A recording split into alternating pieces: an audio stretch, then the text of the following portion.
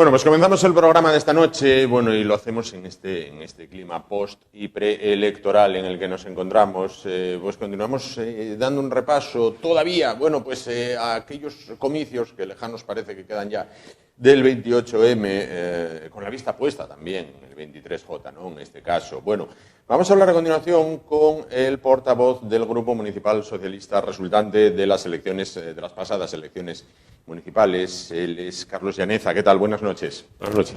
Carlos, agradecerte que estés con nosotros, lo primero. Lo segundo, cuando uno alcanza los resultados, alcanza su formación en este caso, se dice, es el líder de la oposición. Yo no sé si esto es un premio de consolación, es algo que es el peor título que puede tener un político, no lo sé. Hombre, eso dicen como en las Olimpiadas, que la medalla de plata y la de bronce a nadie le gusta, ¿no?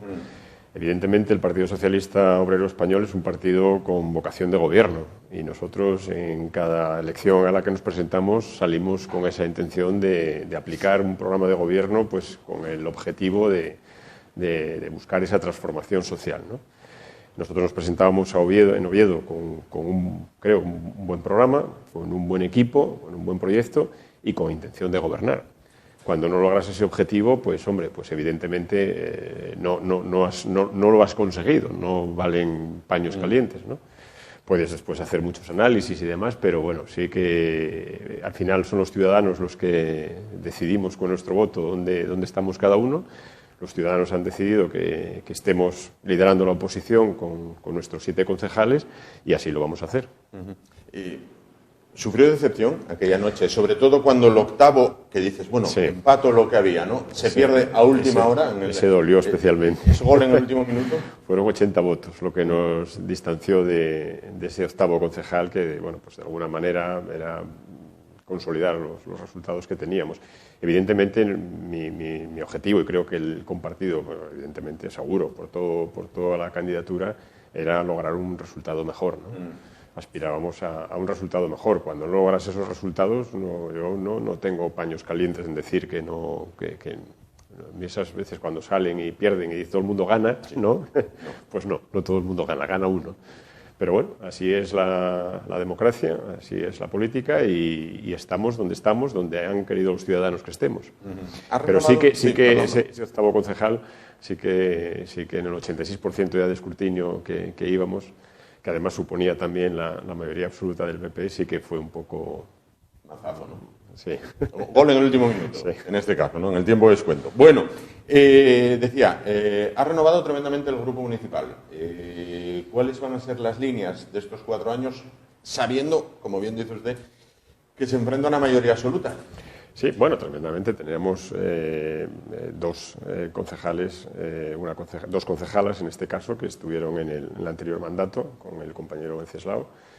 Y el objetivo nuestro ahora lo que tenemos que hacer es, desde ese liderazgo de la oposición, pues ofrecer, como dije en el Pleno de Constitución, una oposición constructiva, en positivo, intentando aportar en la medida de lo posible ideas o propuestas de nuestro programa, pero bueno, eso no quiere decir que no seamos una oposición firme y que no tengamos nuestras posturas férreas en defensa de aquello que creemos, ¿no? Pero bueno, mano tendida, pero también un poco desde esa oposición en positivo, pero bueno, intentando defender sin duda alguna nuestros planteamientos y nuestras posturas y criticando aquello que creamos que es mejorable sin ningún tipo de duda, vamos, ni de... En el pleno de investidura, tanto usted, que apelaba ahora a una oposición constructiva, como el señor Llamazares, que se abstuvo en ese pleno, tuvieron un discurso, digamos, más o menos combativo que el que tuvo, por ejemplo, Vox. Quiero decir, ¿se acerca una legislatura a priori tranquila o esto es decir, el pleno de toma de posesión es, pues un acto prácticamente protocolario, lo gordo empieza a partir de septiembre? Yo creo que los ciudadanos esperan en general de la política y de los políticos que haya un ambiente cordial. Eso no quita con que no se mantenga con firmeza las posturas de cada cual, ¿no?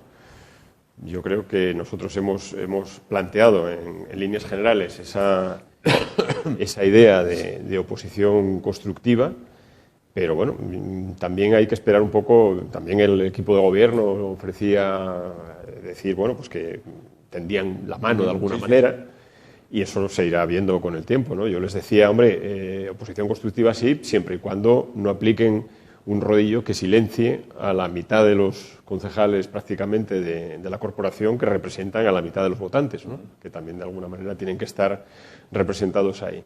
Entonces, bueno, eso se va a ir viendo, ¿no? El movimiento se demuestra andando, y a medida que avance el mandato iremos viendo qué actitud tiene el equipo de gobierno, y nosotros intentaremos ser fieles a nuestros principios, a nuestras políticas, que bueno, manteniendo esa, como te decía ya antes, manteniendo esa posición constructiva, pero firme también, ¿no? O sea, en defensa de nuestro... Nosotros tenemos un programa en el que creemos, tenemos un modelo de ciudad en el que creemos, y tenemos un proyecto para Oviedo que lo vamos a defender pues en cada momento, ¿no? Entiendo. Bueno, hay temas sobre la mesa que ya fueron actualidad al final de la pasada legislatura, y entiendo que lo van a ser durante la próxima, ¿no? El tema de La Vega. La Vega es una oportunidad de futuro para Oviedo. Siempre lo hemos defendido, ¿no? Es siempre digo que es uno de los pilares en los que tiene que asentarse el futuro industrial, tecnológico, cultural de Oviedo. Pero hay que hacerlo bien, y no podemos poner el carro por delante de los bueyes, ¿no? Yo personalmente, y en parte el equipo en el que estábamos, lo que queremos ver primero es el convenio, porque estamos hablando de muchas cosas, pero todavía no se ha visto el convenio, ¿no? Que es exactamente. Yo, evidentemente, me opuse siempre a fraccionar lo que tiene que ser un todo que convive armónicamente con Santullano. Hay que hacer estudios arqueológicos serios para ver qué hay debajo de La Vega. Ahí está con toda seguridad los restos del Palacio de Alfonso II, que puede dar respuestas a muchos interrogantes todavía del inicio de la historia de Oviedo. He hecho menos participación tanto ciudadana como profesional, y también transparencia, ¿no? Entonces, bueno, vamos a ver, cuando tengamos el convenio lo analizaremos. Se habla pero bueno, en principio no hay grandes discrepancias, siempre y cuando partamos de la base de que La Vega es esa oportunidad de futuro para Oviedo, ¿no? Que además cabe de todo, porque bueno, sí que evidentemente tiene que haber una parte dedicada, como decía, al ámbito empresarial, cultural, tecnológico, empresas de valor añadido de alta tecnología, y también, pues a lo mejor, posiblemente parte de vivienda, ¿no? A lo que no nos oponíamos radicalmente. El problema es que, sin hacer el desarrollo del ámbito, es muy complicado hablar de número de viviendas exacto, de ir a una concreción más allá de lo debido, cuando no siquiera todavía conocemos el convenio que se va a firmar en su día, cuando se firme, ¿no? Pero vamos, yo parto de la base, me gusta partir en positivo de esa oportunidad que supone para el futuro de Oviedo La Vega, que no podemos perder una oportunidad junto con otras que tenemos en la ciudad, ¿no? Pero dígame una cosa, a lo mejor es un planteamiento muy simplista, no lo sé, usted me lo dirá. El convenio es tripartito, el acuerdo de La Vega es tripartito, entre Ayuntamiento de Oviedo, Ministerio de Defensa y Gobierno del Principado. Sí. Ahí hay dos compañeros de partido suyos. Sí. Cuando se cargan las tintas contra el Ayuntamiento, en este caso contra el señor Cantelli, dices, ¿y por qué no le preguntan a sus dos compañeros de partido? Y de, oye, esto a mí yo no lo veo. Quiero decir, si es tripartito, es tripartito. Quien tiene las competencias urbanísticas a todos los efectos es el Ayuntamiento de Oviedo. El Principado se limitó, yo creo que hizo una función de desbloquear la negociación de La Vega y de comprar la nave de Cañones, era el compromiso, la nave de Ildefonso Sánchez del Río, y hasta ahí llega. Sí. El desarrollo urbanístico es competencia del Ayuntamiento, que es quien tiene todas las competencias en materia urbanística. Por lo tanto, creo que tiene bastante más responsabilidad que el Ministerio de Defensa, que bueno, de momento es el propietario, aunque puede que intervenga en un futuro también haya una intervención del Ministerio en este caso, que tenga las competencias en vivienda, porque lo anunció el presidente del Gobierno, de que bueno, se iban a comprar propiedades de defensa para hacer vivienda pública, lo cual me parece que mejora todavía aún más las posibilidades de La Vega, de poder tener vivienda pública para acceso a vivienda a jóvenes o alquileres asequibles, que bueno, sabemos que uno de los problemas que tiene, sobre todo, especialmente la gente más joven, es el acceso a la vivienda, y que de alguna manera eso también podría redundar en beneficio de este desarrollo, ¿no? pero me parece muy prematuro todavía hablar de 100.000 viviendas, si tienen que ser todas en La Vega, si tienen que ser fuera. Yo creo que eso hay que hacer un desarrollo aún del ámbito y se irá viendo. Pero bueno, me quedo con la parte, insisto, la parte positiva de oportunidad de futuro para Oviedo, de pilar sobre el que asentar un crecimiento tecnológico de valor añadido, cultural, porque La Vega tiene mucho potencial realmente. Hablaban ustedes que a priori van a apoyar el tema del Museo de los Premios Príncipe o Princesa, en este caso. Princesa. Bueno, nosotros lo que dijimos es que no parece mala idea, un museo de los premios Princesas si se enfoca bien, pero claro, lo que queremos saber es cuál es la idea de ese museo, es lo que dijimos, ¿no? Que hay que ver cuál es la idea de cómo se concreta eso, ¿no? ¿Qué contenidos va a tener, dónde va a estar, quién lo va a costear? No sabemos todavía la opinión de la propia fundación.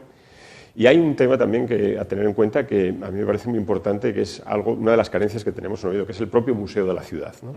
Entonces, bueno, vamos a ver también, yo creo que hay que hacer también énfasis en que Oviedo carece de un museo de la ciudad, muy vinculado, debería de estar al archivo, que es donde está realmente el archivo municipal, es el auténtico depositario de la historia de la ciudad, no se puede entender, por lo tanto, uno sin otro. Y, hombre, un museo de la Fundación, pues, hombre, en principio no parece mala idea, pero también hay que conocerla, ¿no?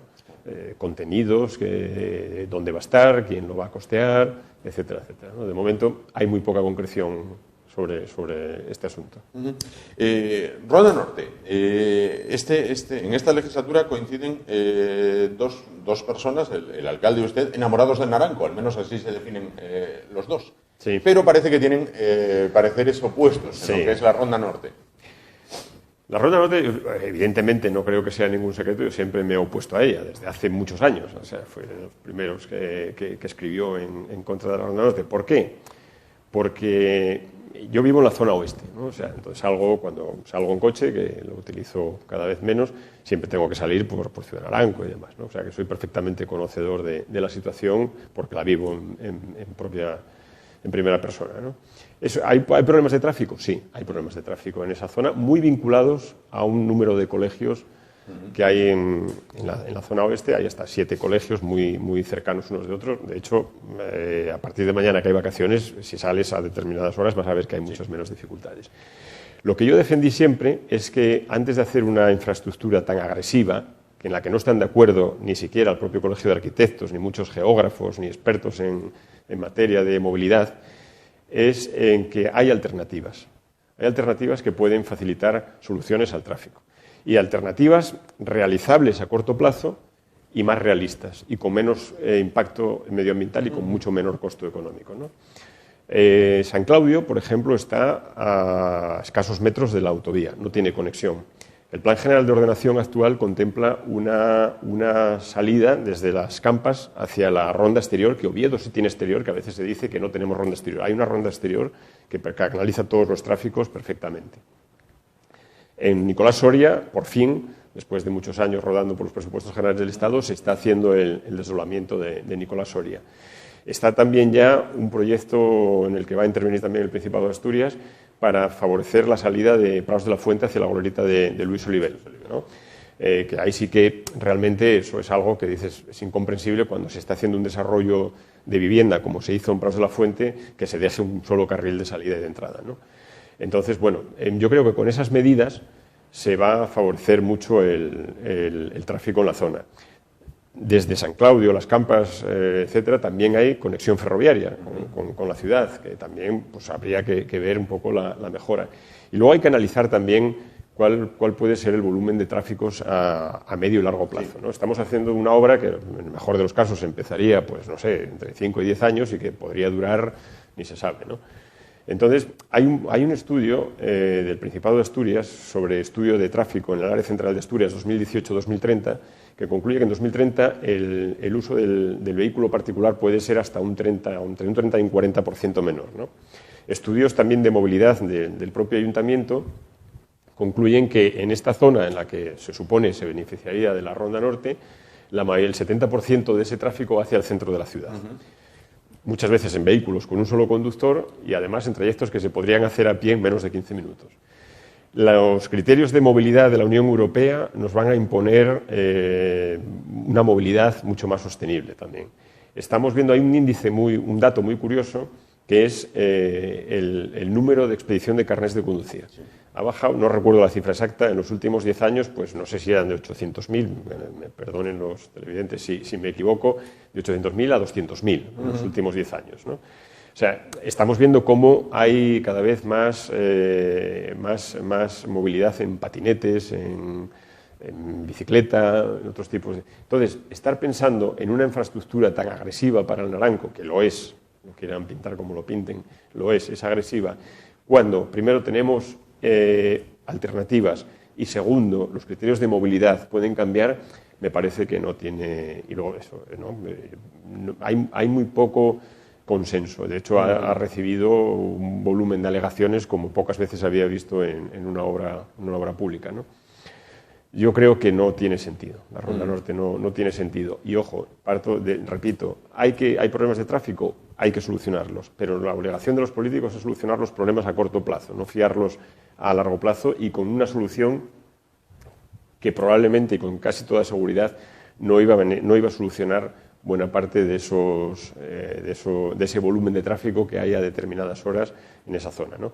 Y luego, hombre, pues también plantear un túnel que atraviese todo el Naranco, pues al final dices tú, bueno, si lo que se supone que permitiría sería facilitar la salida de Ciudad Naranco, de Prados de la Fuente, o de Vallovín, o de la Florida, y no tienes conexión con el túnel, ¿para qué sentido tiene, no? Bueno, decía usted a largo plazo, lo cierto es que la Ronda Norte, yo ahora tengo 48 años, hace 40 años, si uno coge el periódico ya se habla de la Ronda Norte. El largo plazo es largo plazo. Pues por eso digo que seamos pragmáticos, seamos prácticos y ofrezcamos soluciones ya. Y las hay, ¿no? La Escuela de Minas. Antes de las elecciones hubo un debate en la Escuela de Minas donde estuvieron todos los candidatos y una persona me comentó, el PSOE no ha estado, si tenía alguna posibilidad de ganar, la ha perdido hoy, al no comparecer en este debate. Bueno, teníamos una asamblea en la agrupación que era irrenunciable a la asistencia, o sea, era imposible por una cuestión de agenda. De todas maneras, hombre, la Escuela de Minas, yo escribí en su día que como betense me gustaría que la escuela, evidentemente que no quiero que ninguna parcela, ninguna facultad o ninguna escuela se vaya de Oviedo, ¿no? Cuantas más estén en Oviedo, mejor. Creo que faltó mucho diálogo. Había un mandato plenario incluso de decir, oye, estamos a favor de que haya un diálogo con la universidad y me parece que faltó diálogo y sobraron soflamas en el periódico en estos casos, ¿no? El diálogo es la manera de llegar a acuerdos y creo que el alcalde tenía que haber dialogado con la universidad o con el rector, ¿no? La Escuela de Minas, y luego hay un factor que muchas veces parece que se olvida, pero que es inexcusable, que es la autonomía universitaria, ¿no?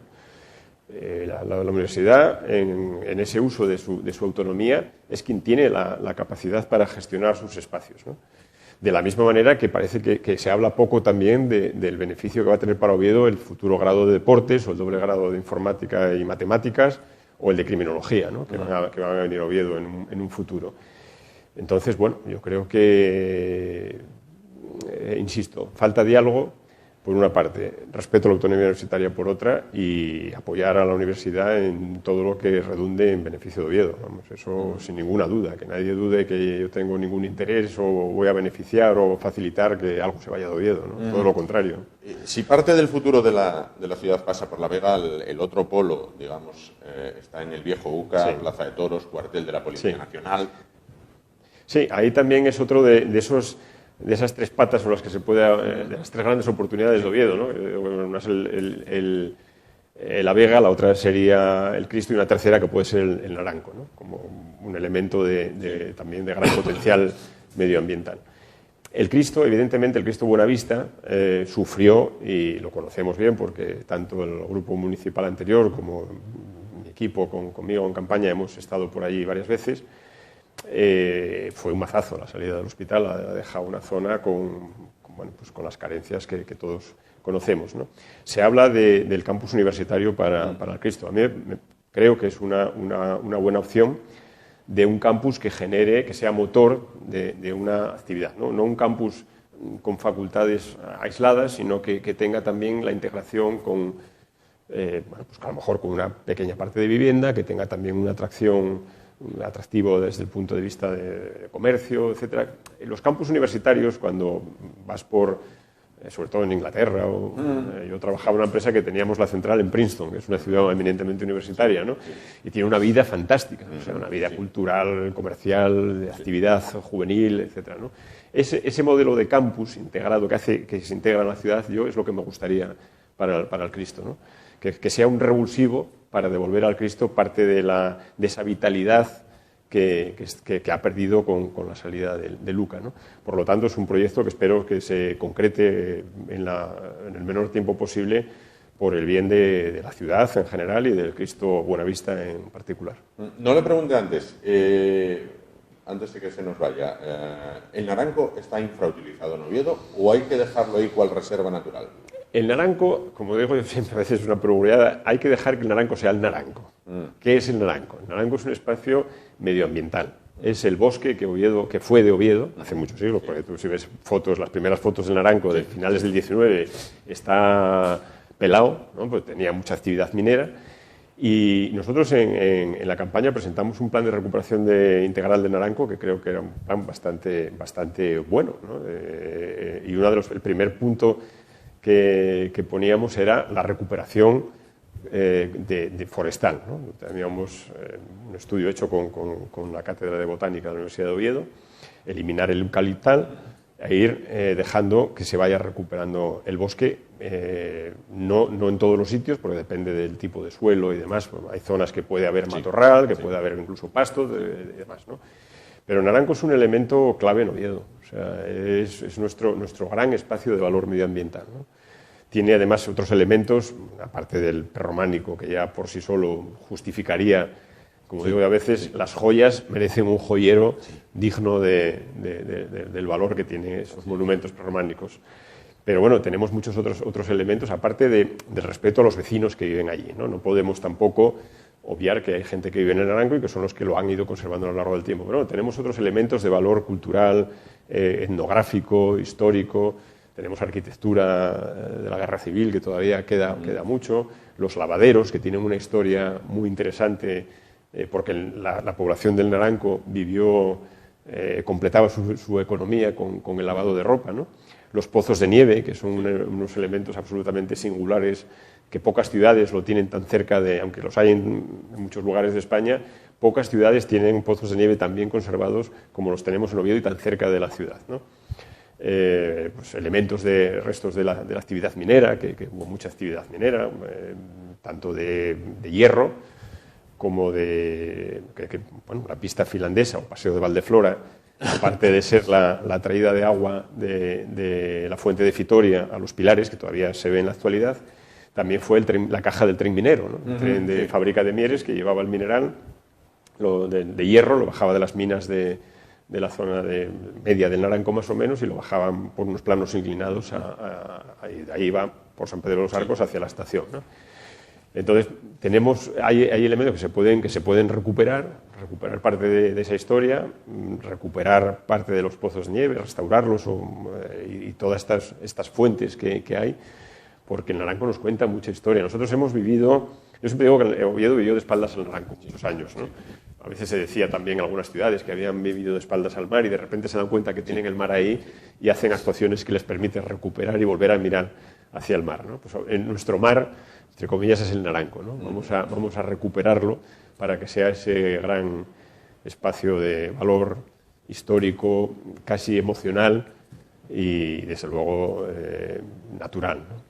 Valentín Andrés, que era un escritor moscón, decía una frase que me gusta mucho, la repito muchas veces: de millares de siglos antes de existir Oviedo, el Naranco ya era ovetense, ¿no?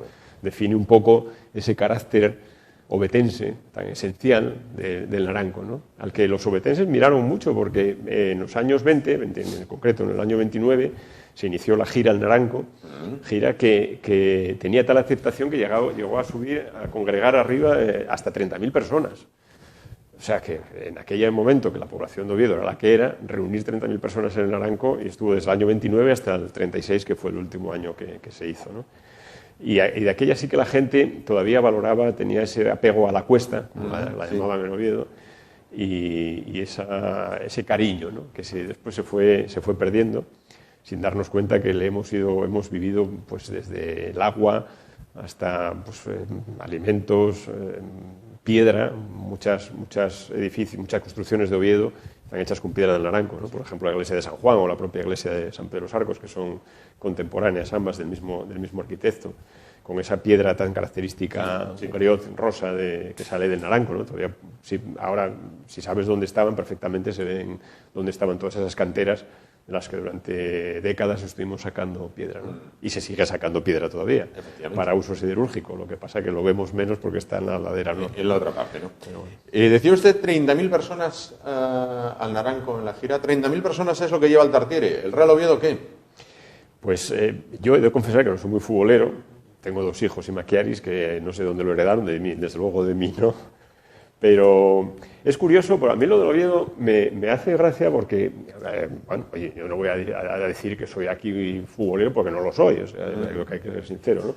Pero sí me pasa una cosa, cada vez que juego al Oviedo estoy pendiente siempre del resultado, ¿no? ¿Cómo queda? Y tengo una especie de frustración irracional cuando pierde y una alegría también irracional cuando gana.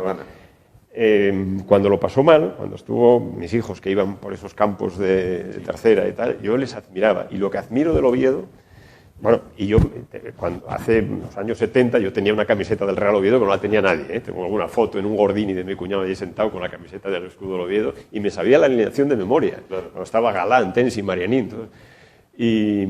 Pero bueno, nunca fui muy de fútbol, ¿no? Pero sí que tengo ese sentimiento de rabia y de alegría, un poco irracional, cuando el Oviedo va bien o va mal, ¿no? Y hombre, deseo con toda fuerza e interés que suba a primera, porque lo que sí admiro es la afición del Oviedo. Creo que nos han dado un ejemplo. Mis hijos fueron de los que fueron a Cádiz en un autobús, no les dejaron salir del autobús. ¿Verdad? Cuando estuvieron ahí, estuvieron metidos y tal, y que iban a esos campos de tercera que dicen, este equipo de dónde es, ¿no? No sabías ni quién era, ¿no? Y la afición del Oviedo ha dado un ejemplo mayúsculo. Cuando muchos incluso se lo intentaron cargar, ahí estuvieron, aquellas grandes manifestaciones en las que sí participé, celebré cuando subieron a segunda vez, celebré el ascenso con los Imaquiaris, que me costó salir bastante perjudicado aquel día, y me contagié de aquella alegría, ¿no?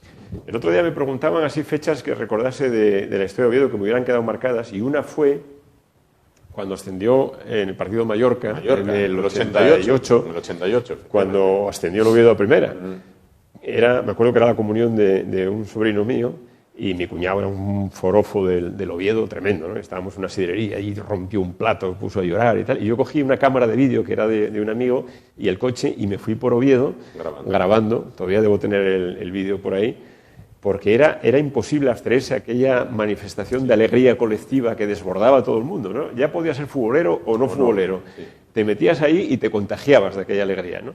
Entonces yo deseo vehementemente que Oviedo pueda vivir otra vez esa alegría, porque la afición se lo merece, sin duda alguna. Esperemos que así sea. Bueno, nos aproximamos hay que hablar de cosas menos agradables. Al 23 de julio, los españoles tienen de nuevo una cita con las urnas. Y primero fueron las municipales y las autonómicas, ahora llegan las nacionales. ¿Qué espera, Carlos Llanes? Pues espero que el Partido Socialista revalide el gobierno. Un gobierno que te puede gustar más, te puede gustar menos, pero que tiene unos datos que son incuestionables, ¿no? Creo que este gobierno ha hecho la mayor tanda de políticas sociales y económicas en beneficio de la mayoría, y que, bueno, pues que se pueden perder todo. Estamos hablando de pensiones, estamos hablando de salario mínimo interprofesional, tenemos unos datos económicos que son incuestionables en cuanto a ocupación, en cuanto a tasas de IPC, en crecimiento económico. La propia OCDE los ha mejorado todavía, el Banco de España. O sea, yo creo que esos datos están ahí. Podremos después hacer mucha demagogia, podemos decir muchas cosas, podemos estar más de acuerdo o menos de acuerdo, pero yo, desde luego, espero que el Partido Socialista pueda seguir gobernando para mantener y mejorar todas estas medidas sociales que no olvidemos, ha tocado a un gobierno en lo peor de la historia contemporánea, o sea, luchar contra una pandemia, luchar contra una crisis económica producida por una guerra ilegal, absurda, en Europa.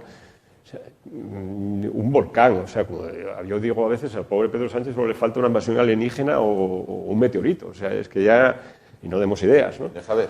Pero no sé, puedes defender más la camiseta o menos, ¿no? Pero yo creo que hay datos que son incuestionables. Gente que le conoce me ha dicho, Carlos Llaneza forma parte de lo que se podría considerar socialismo moderado. Esto sería aceptar que existe un socialismo radical, no lo sé. Por ahora las encuestas no son favorables a su partido, pero no dejan de ser encuestas. Si hubiera una derrota electoral como hubo el 28 de mayo a nivel nacional, ¿hay vida en el PSOE más allá de Sánchez? Por supuesto. El PSOE tiene más de un siglo de historia, ha pasado buenos momentos, ha pasado malos momentos y el Partido Socialista perdurará y seguirá luchando por el bien y la defensa de los intereses de los más desfavorecidos en este país, como lo ha hecho siempre históricamente, ¿no? Y yo espero que, bueno, que estoy convencido de que la gente al final, los votantes, se darán cuenta un poco de estas cosas, ¿no? De que hay datos objetivos que hablan por sí solos. Entonces, bueno, y que esos logros, todos esos logros sociales, todas esas políticas económicas que han demostrado, que han dado sus frutos, merece la pena mantenerlas. Estoy convencido. Bueno, el 23 de julio, la cita electoral, ¿condiciona de algún modo las vacaciones de Carlos Llaneza? ¿Qué va a hacer Carlos Llaneza este verano? Pues no lo sé. De momento, seguir aposentándome en el ayuntamiento. No tengo previsto ningún viaje.